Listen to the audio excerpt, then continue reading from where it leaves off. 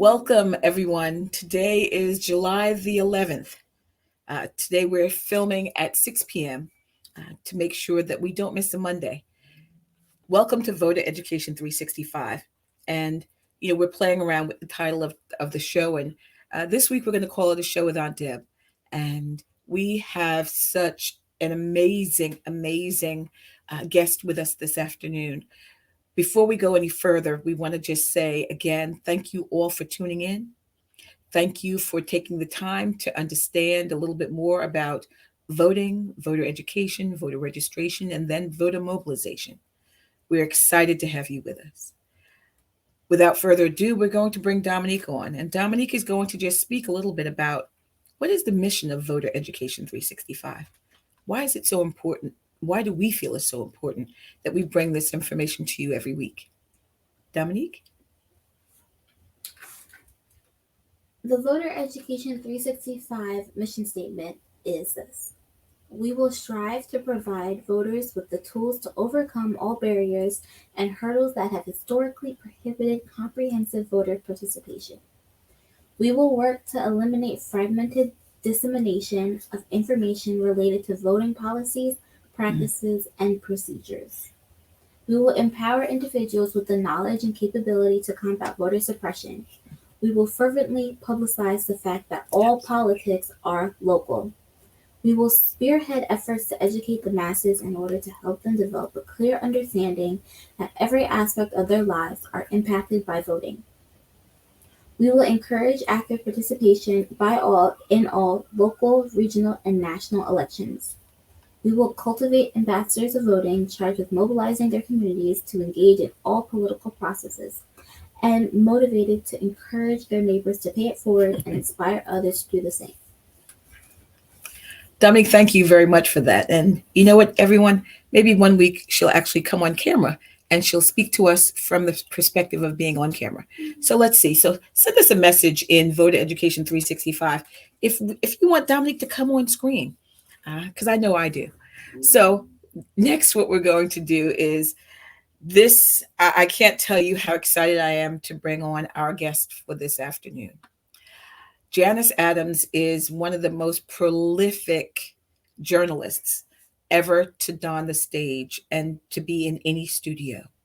She is not only a journalist, she's an author, she's a publisher, she's a creator of Backpacks Children's Media. She's a historian, she has a talk show.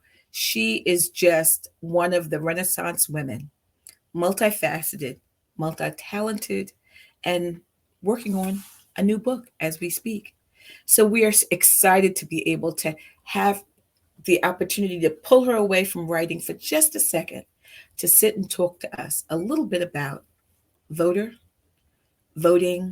voters, voter suppression, historic data. But most important, we want to let you know that when she speaks facts that have been researched by her, the historian. We also want to make sure that you remember that Voter Education 365 is a nonpartisan opportunity to have a discussion with any and all individuals. We know that there are partisan, nonpartisan activities, statements, and then there are facts. We want to make sure that you know that when we bring people on, we make sure that they are coming with the facts. Without further ado, we're going to bring the one and only Dr. Janus Adams. Hi. Oh, I'm so happy to be here and so grateful for the work that you're doing, especially with every day's headline. So thank you. Thank you. So, Janice, do you want to give us a little peek inside of the mind of Dr. Janus Adams and what she's currently working on? And then we'll back into what works you've done. And then we'll back in a little further into the beginning. You as a journalist, you as a musician's wife, you just all the things about Janus that will help give a full perspective of where you've come from, where you've been, and how you're trying to take us all on a journey. Well, I don't usually introduce myself this way, the way that I'm about to. But because you mentioned that my husband wasn't my husband, who's now deceased, was a musician. Um, I'm going to start there because the way we met was actually around voting rights. And we met in 1971 when Cairo, Illinois was a 50-50 black white town in southernmost tip of Illinois. People who are familiar with Mark Twain's writings know, like Huck and Jim are on the raft together, and where they're going is to Cairo, Illinois, so that they can flee together. But parts of Cairo are actually south of the nation. Parts of Illinois are actually south, more south than some of the southern states in terms of the line. And the culture was too. And in the 19 as late as 1971, with, let's put things in perspective, Dr. King has been assassinated just Mhm. 3 years before. It's not history, it's very much current events in our lives, you know. um, and this town is still adamant in its resistance to black people voting. And as a result, the whites voted something like 200% for their candidate, furious that blacks would even dare to vote. And this is also 6 years after the Voting Rights Act. And they're still furious. And so they launch a campaign in which every night they are shooting into the homes of black people. This is a major terrorist campaign that goes from the top of their governmental structure to the bottom and below, because people like that have no bottom. Okay. And I was in New York as a cub reporter at the time. I heard about it. Um, I was at an infamous meeting now in which to put this in perspective again, every black reporter in New York, we were all able to fit into one hotel room. And that included the producers, the like Gerald Fraser of the New York Times, um, uh, Tony Brown, who later headed Tony Brown's School of Journal. Journalism at Mhm. Howard, and Ellis Hazlip, who did Soul. All of us, we could fit into one room in a hotel with two beds. Wow. Okay. And we decided that we were going to do whatever we could. We're in the number one market in the country to support Cairo, Illinois. On February 12th, 1971, there was a Lincoln's birthday celebration, which was a fundraiser for Cairo, Illinois. And I heard off stage off stage, because I was backstage, someone say Max Roach, and the crowd cheered. I kind of knew who he was. And then I come out into the reception area, and someone comes up and just says to me, "What are you drinking?" And I say, "I really don't drink ginger ale and orange juice." He goes off, he gets it and brings it back. I don't seem to be impressed enough. And so he goes and gets someone that he's seen me talking to, Sonia Sanchez, the poet Sonia Sanchez, because he realizes that we know each other, and Mm. he asks her to actually introduce us. And she says, "This is Max Roach." What? And we've been in each other's lives ever since. But we met around this issue of voting. Wow. He had put his career on the line Mhm. for human rights worldwide. His Freedom Now suite, an authentic cry for human rights in this racist Euro-American thing. Most of the countries on the continent are still fighting colonization. Most of the countries in the Caribbean are too. And so he's put his entire career on the line for that, but he's a person, an African American.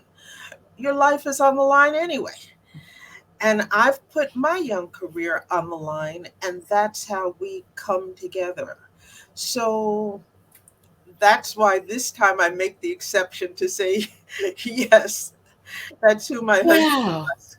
In all, I will say this to our viewing audience. Every time Janice and I get together, there's something about one or the other that we find out that is drawn out in this type of a forum that we've never discussed before. We've never discussed. And that is the true essence of really having a show that pulls things out based upon the moment and it's organic. And I really, really do appreciate that uh, historical view of not only the meeting, but the foundation of that meeting. And today's discussion is just about that: voter education, voter suppression, the facts of uh, the reason that with this organization that we have, and again, we spoke about this with my producers and with yourself, that we are a nonpartisan group, but we also like to bring the facts. And the facts are irrefutable. Your lived moments are irrefutable. And there's another story that you said to me that you wanted to bring to the forefront. But before you do that, I want you to finish up and just give everybody a glimpse, or tell them about your past books, and then we'll talk about your new book before we go into the story. Thank you for asking. I've written 11 books altogether, and I'm working on a new one now. My three, well, the first six books actually were books that I did using my skills as a journalist, but inspired by my daughters and their need for materials, the needs of my daughters and their friends for materials that were not rooted in racism, that were not rooted in sexism, that respected all of our children. And that was the root of my backpack series. And we can talk more about that afterwards. And then from that, I started in 1990 a company called Harambe, which was the first national book club for African American literature. And it was like a book of the month club. So it was not a home based thing, it was a business where every month we sent, books to our audiences. However, in an era where I was actually thwarted in that endeavor and actually took death threats for starting a national book club with crazy people. How dare you say Black folks have something worth reading? I mean, it's that level of stupidity that we're In the talking. 90s. In the 90s. Yeah, late 80s into 90s. And so this book club took on extraordinary meaning because it tells us the power, not only the power of knowledge and study and knowing, but the fear some people try to hold on to, that other people should know, that other people should have a sense of identity, that other people should use their intellect to create something. And so, um, but significantly, banks weren't much better. And so it, and still, I want to just digress very quickly because I think it shows the power of, I love that hymn, How We Got Over. My soul looks back and forth Mm, to how we mm, got over. mm. And, and I use this story because it tells something about how we got over Mm. that got us through not being able to vote and deciding we are going to vote. Um, all the things that racism conscripted and contrived to deny us from being able to do. Because we could not get credit cards at that point, credit card acceptance for this fledgling young Black company, we self we created our own in-house credit card. We got not one bad check in more than 9,000 orders from Black people. Okay, that's the first thing. We exceeded the average order size for the established white Book of the Month Club and Doubleday Book Club. We exceeded the numbers. And at a certain point, I started getting these really strange um, amounts of money. And the the membership fee was 1995, and we would get strange numbers like 2437, just really weird numbers. And I didn't know what to do with it. So I put a credit. I told the staff we're going to give a credit that will stay on people's accounts until we figure out what it is. And and finally, I got a note. We got these phenomenal letters from people who would essentially they were just sending in 1995 to become a member of the book club. But we would get letters that were so biographical as to what books meant to them as Black people. And this is a period when you could not just walk into a Barnes and Noble or something like that and say, here it is. There were so few Black bookstores in the entire country. Mm-hmm. Um, and finally, we got a letter one day from a woman who said, I don't have much money, but I'm including this extra amount. Please put it to a book for a child who otherwise would not be able to have one. And all of a sudden, it clicked. We realized what our audience had been doing all along. My cousin at that point was the warden of a children's prison in Ooh. Washington, D.C., where the youngest prisoner, this is the United States, the youngest prisoner was 7. And My gosh. we used that money to create a library that we put at that. Our people vote in many ways. And because of that, there is a reason why someone like a J. Edgar Hoover, the head of the FBI at the time, Mm-hmm. infamous sleaze, um, called Dr. King the most dangerous man in America. We were all dangerous at that time because it was dangerous to empower yourself, to have a sense of self, to say, you say money will stop me, money isn't going to stop me. All of us putting in $3.47 will get that child a book. That's who we are. And what's so amazing about that is that most people don't know that it was illegal for Blacks to be able to learn to read. Not only was it illegal for enslaved people who could be lashed to within an inch of their lives for it, but it was also made difficult for free people of color. Mm-hmm. Now, that said, there were those who not only went to school, but some created schools. Mm-hmm. Um, there, a man like Paul Cuffey in Massachusetts who uh, made his fortune during the Revolutionary War as a gun runner between, at that point when everything was by sea. And he fought the Massachusetts legislature because I think his mother was Wampanoag and his father was black, or vice versa. Mhm. And he should have been able to vote because they had property. And he and his brother fought that. Um, they created a school for their children and allowed white children who could not go to school to go to their children's school.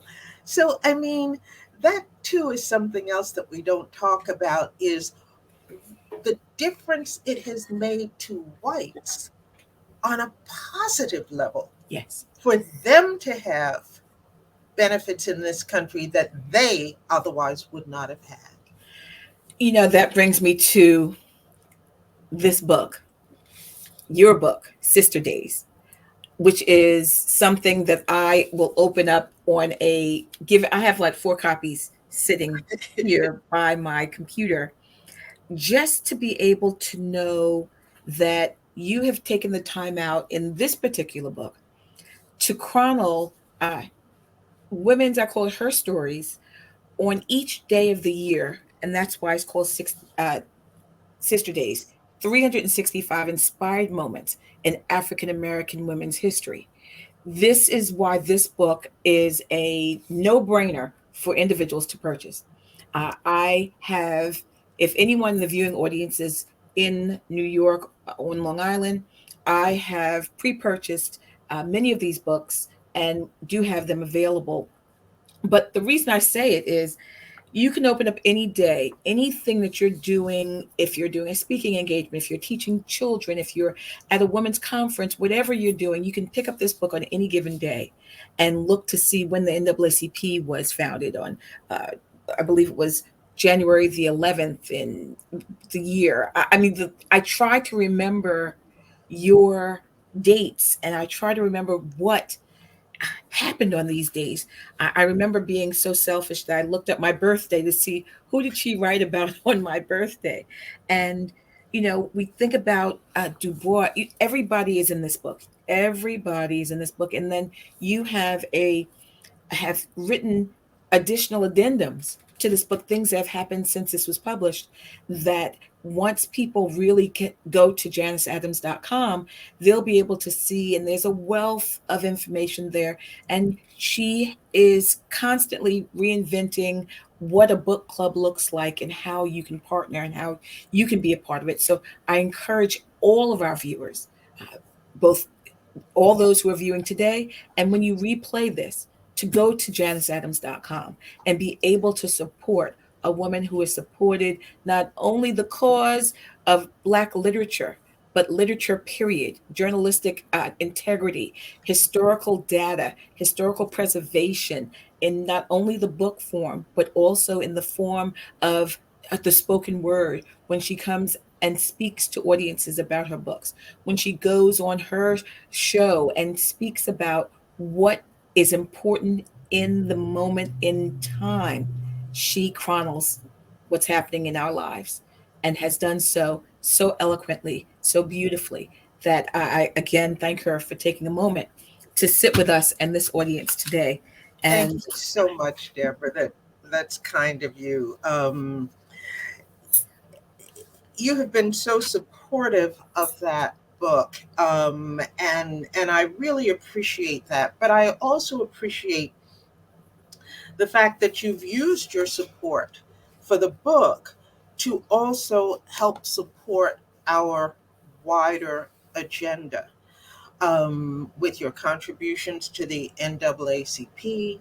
Um, Thank you. Thank you. well, if I didn't have such an amazing subject to then just pour myself in and just immerse myself so that I can learn as much as possible. You're a very giving spirit. You have such a wealth of documented data within your being, that any way that you're able to then uh, share that with a wider audience, I think that the world is only the better for it. And so when you, I never knew the story about how you met, the voter segment, or how voting was the underlying foundation of this. And then we are going to say, at this point, I think you have a story to tell us.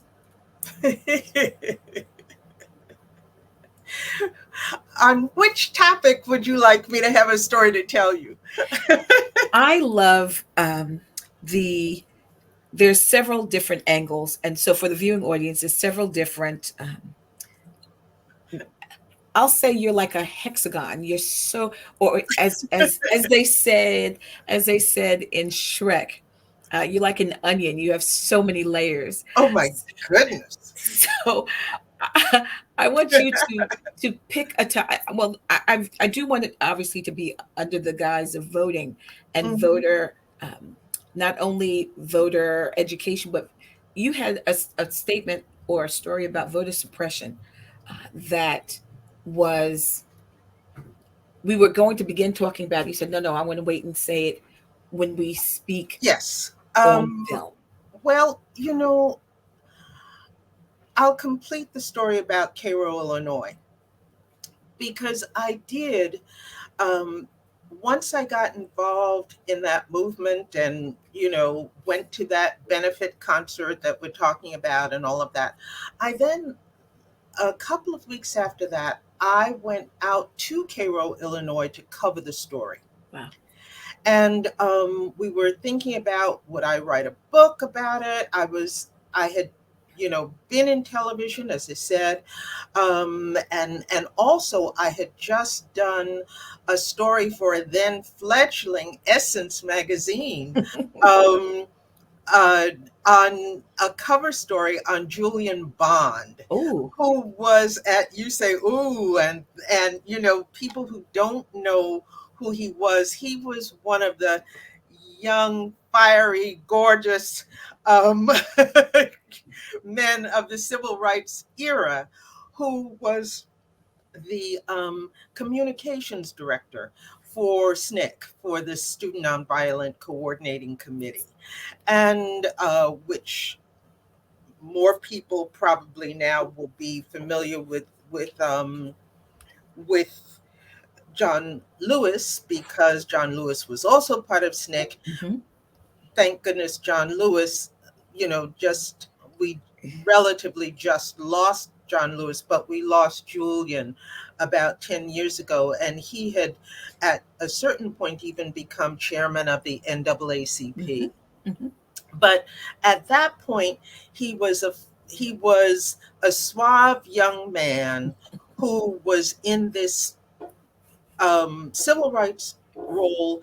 His father was Horace Manbond, who hmm, people who know, who admire the African American historically Black colleges and universities know the name hmm. Horace Manbond and Yes, yes. Atlanta and all of that. But anyway, I'd done this cover story, and that becomes important to the story that I'm about to tell you.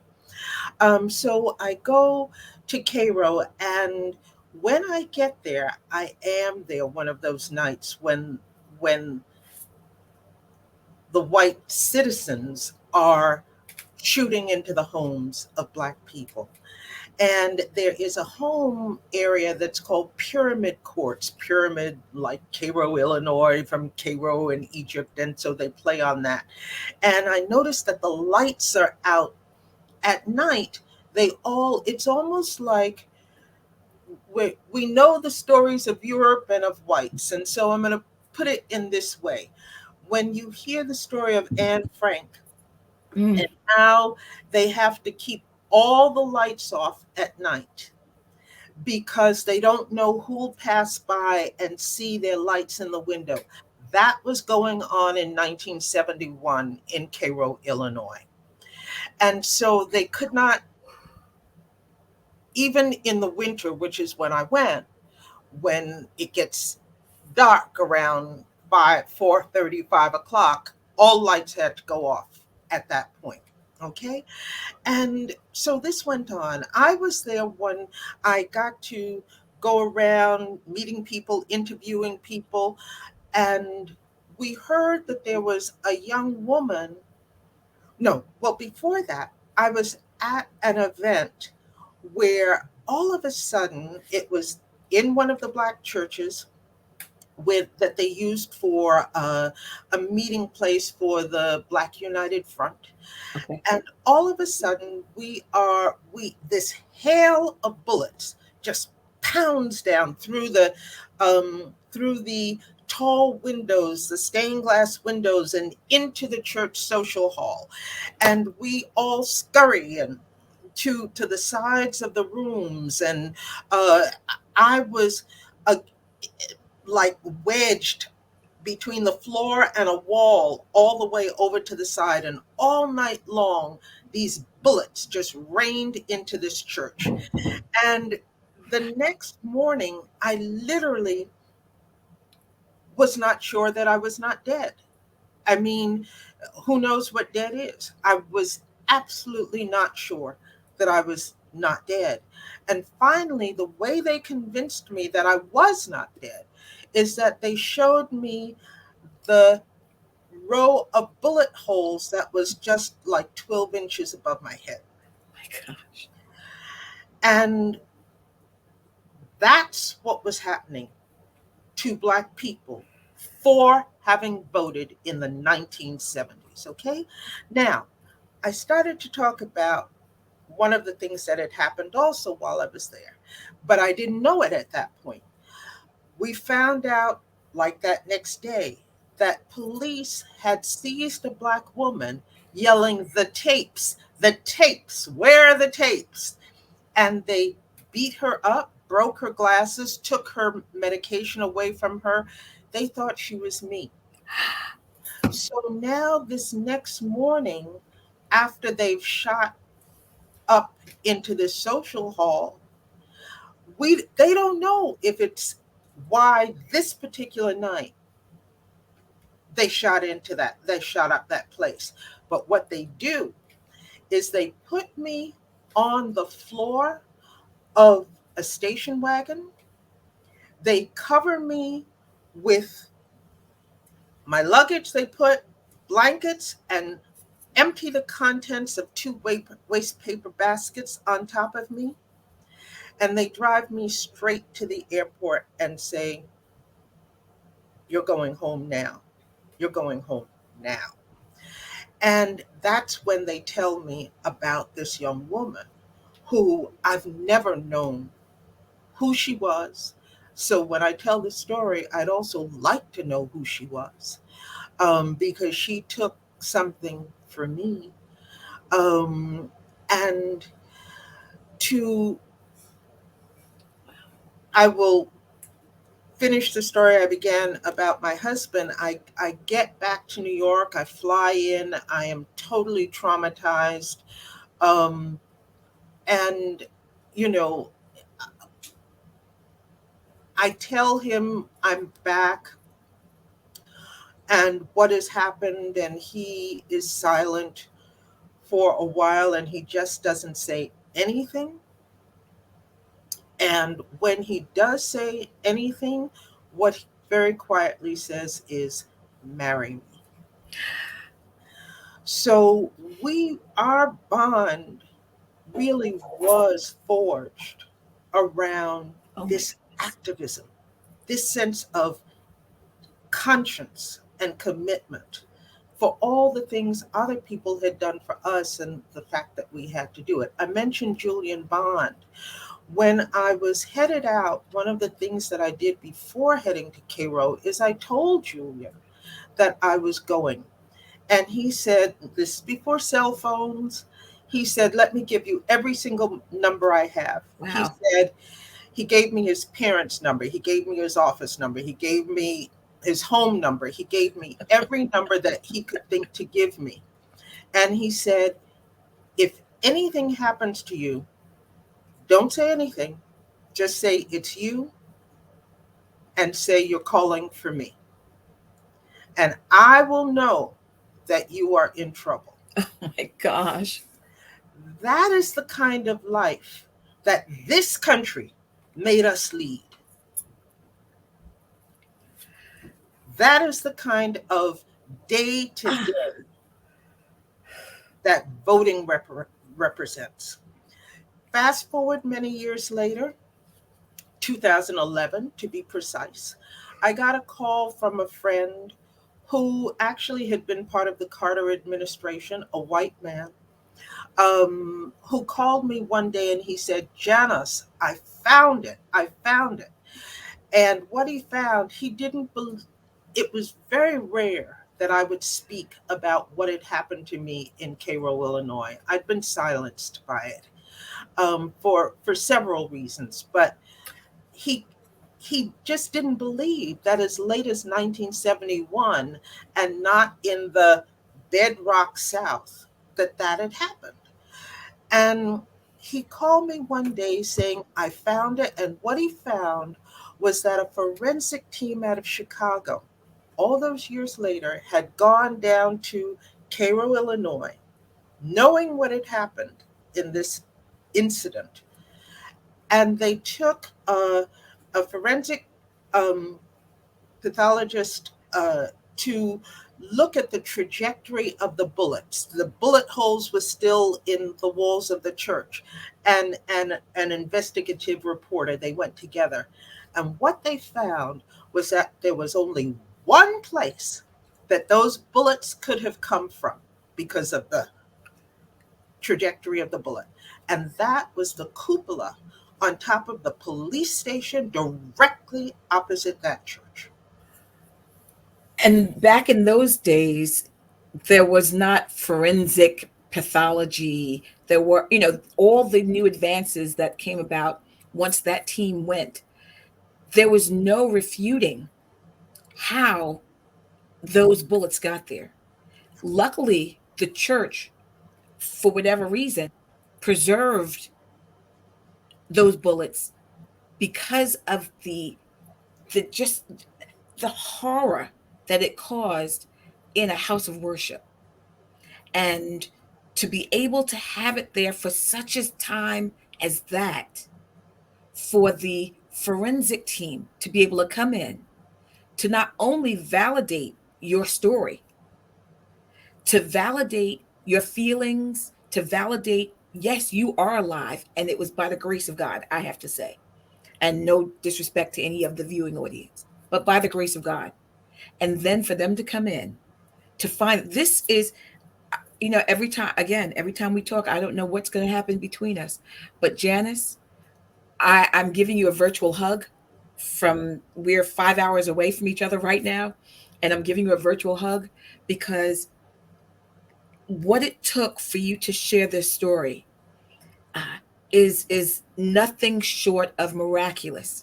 To be able to share a story like this, that we'll be able to say to viewers, if you think that there's not been a cost paid for the right to vote, and if you think it was so far removed from today, here you are sitting proof that it happened. I was 11 years old in 1971. And so I was old enough to know what was going on. But now to actually know someone who was in the midst. And I'm so glad that you're able to speak it, because so many people are traumatized to the point where they could never utter those words. So thank you for this. I want to say this cleansing, and to be able to share this story in a way that's going to be able to help people understand that every single vote counts. Every single vote counts. I cannot. Vote for ourselves. We Yes. vote for ourselves, and don't get distracted by this nonsense, whether it's Republican or Democrat. It is an American disease because prior to 1964, with the so called Southern strategy, Mhm. the Dixiecrats, who were the ardent Klan members, not that others were not, but I mean, that's who controlled each other, Mhm. that was the Democratic Party. In 1964, the Republicans saw a wedge to pull strength from the Democrats because Black people who were able to vote sided with. I should say, very quick aside, My family in the North, in New York, was one of those families that was an ardent Republican family in the North. And we were Republican, well, I wasn't, I was too young, but they were Republicans because the consciousness of Black people was that they considered themselves a counterbalance to not give more power to the Democratic Party at that Hmm. time. Hmm. So they sided with the Republicans when they could. Hmm. What changed that and moved Black people to vote for the Democrats was that Kennedy supported Dr. King. Hmm. It took him a while to get fully on board, but when he Hmm. did, he supported Dr. King. And there is reason to believe that his assassination had something to do with that as well. Not the killing of Dr. King, but his support for what ardent segregationists, racists, Hmm. did Hmm. not want to have happen. And he gives a national, um, he goes on the air as a father and as a Yes. president Yes. when those girls are killed in Birmingham. Hmm. And you can see the grief on this man's face. Hmm. And he wasn't supposed to have that. Hmm. So Black folks start moving towards when he helps get Dr. King out of jail. Hmm. Black folks, it can be said cynically that he did it for the vote, but there was no guarantee that he was going to gain Hmm. more votes than he lost. Nope, not any Um, guarantee at all. No and, guarantee. and And he did it publicly he did it. over and over again. Yes. And so did his brother. And then they also did other things that weren't the best, but they did do things that were right. And then those Dixiecrat Democrats change over to the Republican Party. So the Republican Party today are descendants of that Dixiecrat Mhm. racist, and they're showing themselves to be. I think That is that a fact. your That is a statements fact. and your facts are so poignant and so real and so necessary when individuals talk about Lincoln. They talk about how Lincoln was a Republican, and the Republican in Lincoln is the one who freed the slaves. That's like the soundbite. But when you really delve in, I remember individuals telling me that in the time that you spoke about, if you weren't a Republican, you weren't getting a job. So there were a lot of people who registered in that way to make sure they got a job. And then there were others who, because of so many other reasons, wanted to be the anti. There's so many reasons, but right now, you had one statement there amongst many sound bites that is extremely true. You have to vote for the platform that is going to make your life and the life of your generation and the life of your family and your community better. So, Yes. all politics are local, as we stated.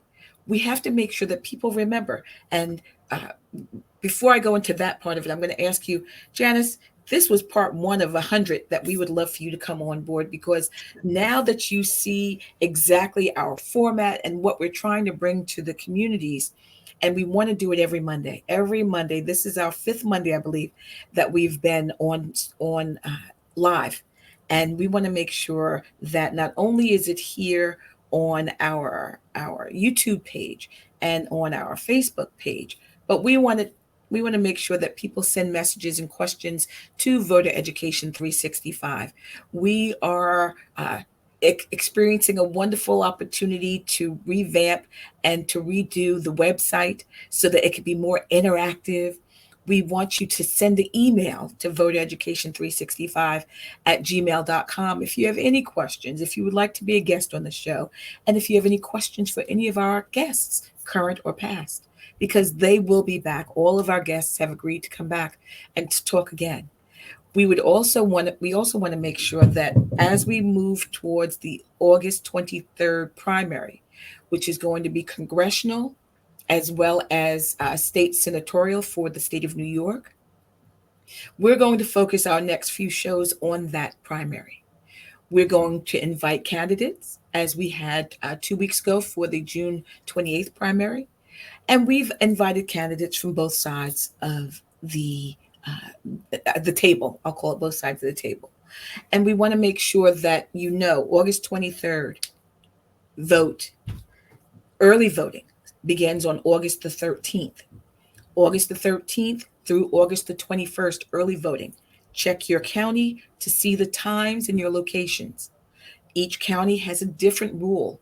In Suffolk County, as an example, you can vote in any of the locations that will be listed for early voting, no matter where you live in Suffolk County. If you happen to be in the western part of the town of the county and live in the easternmost part, you can vote wherever there's a voting location. Now, in addition to that, we want to make sure not only for the early voting, we want to make sure that you understand that July the 29th is the last day for in person or postmarked voter registration for you to vote in the August 23rd primary. That information will also be on our website. We also will send it to you if you send us an email. We'll share that information with you. Again, for the August 23rd primary, you can register to vote and be a part of the roster as long as you vote by July the 29th. Now, I was going to tell you July 25th just so you can have a 4-day leeway. So don't wait till the last minute because that's an opportunity for you to miss the deadline. So if you think July 25th, that'll be amazing. So, Janice, we're going to give you the last word for tonight. Well, I just want to add to that because the fact that you've chosen to go above and beyond and not just do this in your own area, in your own part of New York, as a reminder to people all over who may hear this, who may happen upon Voter Education 365. Wherever you are, check your local voting procedures. And you just said, don't wait. No, please don't wait. Do it tonight. Do it the very first thing that you're listening, because the deadlines are all over the place. And one of the best ways, one of the most assured ways of disfranchisement is confusion. Yes. And Yes.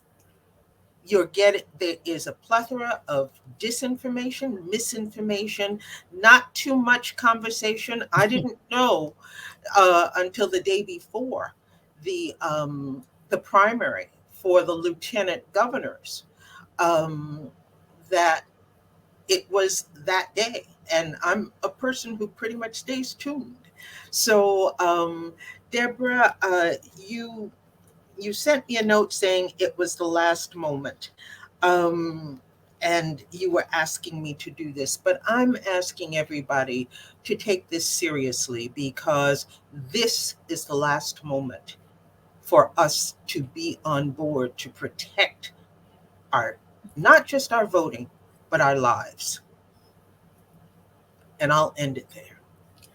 Now you can see, and our viewing audience can see that our producer has put up a plethora of your book covers so that everyone can see. Not only can they see your beautiful smile, but they can see Sister Days and Glory Days and Freedom Days and see them all pronounced right here for them to be able to go and to get in the library or purchase online. You can go to janiceadams.com. We thank our esteemed guest, Janus Adams. We would love for her to come back any day she would like to come back. And we're not saying we're going to bump anyone, but we'll just add them to her coming on board. So, whatever your availability, we'll talk offline, but we would love to have you back. There's so much to discuss between now and August the 23rd. We want to make sure that individuals know that they should check their voter registration as well. Those of you who believe you are registered, check your voter registration. Go to www.elections.ny.gov because that's how you can see if you're registered active or inactive. Additionally, for those of you, and I know this is a lot of verbal information, for those of you who would like to register, you can go to the DMV if you have a license, a permit, or a non-driver's license, and you can register online with the DMV at dmv.ny.gov. So there's so many ways, and every week we're going to continue to push forward this information to you. We're going to continue to share and to make sure that you young people out there, that you are able to say to your family and friends, formerly incarcerated individuals, the new law allows you to register to vote now, as long as you are not incarcerated. It used to be that if you were still on parole or under any kind of a supervision, that you could not register to vote. Those days are gone. You can register to vote, and no one need be the wiser. It's no one's business but your own. So, everyone, if you are not currently incarcerated, you can register to vote here in New York. So, good luck to you. God bless each of you. The information is going to continue to pour out from our every being. And as we said, Tuesday, August 23rd, 6 a.m. to 9 p.m., the next primary. We encourage you to vote early, but not often. We want you to just vote early. Starting August the 13th, check your local county to find out exactly where your voting locations are. And we're going to continue to bring this information to you. And we thank you. But most importantly, for this segment today, we thank the one and only Dr. Janus Adams and her wealth of information. Thank you, Deborah, and thank you for votereducation365.com. I don't think I've been this happy. My cheeks hurt. Happy because it seemed as though you were able to release something that you've been holding for so very long. And I don't usually talk about it, but that is why it was important to me when you asked me if I could do this. Yes, because I know something about what it means to vote. wow, thank you so much. Thank you so much. And we've taken that wonderful hour out of your time. And hopefully, this has been inspirational as you go back to write your 12th book, I think it is. Book number 12. Book number 12. God bless you. And we'll be talking. Thank you. Thank you. Bye bye. Smiley and Dominique, thank you both. I never thank you guys on camera. Smiley and Dominique are the best 1-2 punch that anyone could ever have when they're trying to produce something and bring information to the forefront. Without you two, this would not even happen. So thank you for helping to make sure that the information that we have is able to be shared with the masses. I had to publicly thank you both. On that word, we say goodnight. And thank you so very much for joining us today and for rewatching it in the future. Bye now.